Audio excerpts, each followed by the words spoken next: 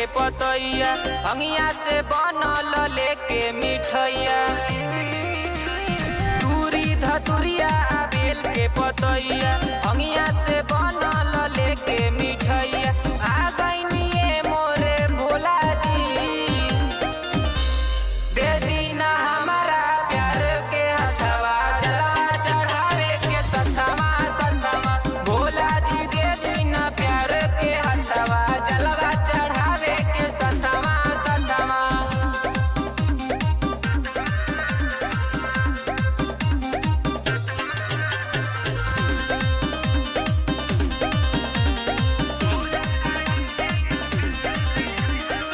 सुख सोमारी हम भूखल रहब, सुख सोमारी हम भूखल रहब। जल चढ़ाइब पौआ पर हे भोले,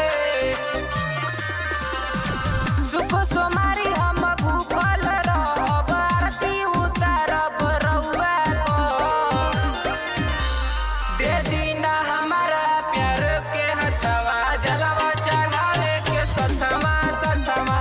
दे दीना हमारा यार के हथवा, जलवा चढ़ावे के सथवा सथवा।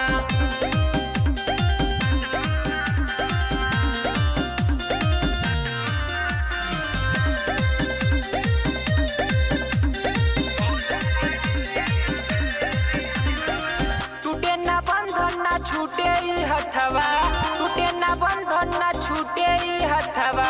बोलबम के नारा लगावत सथमा।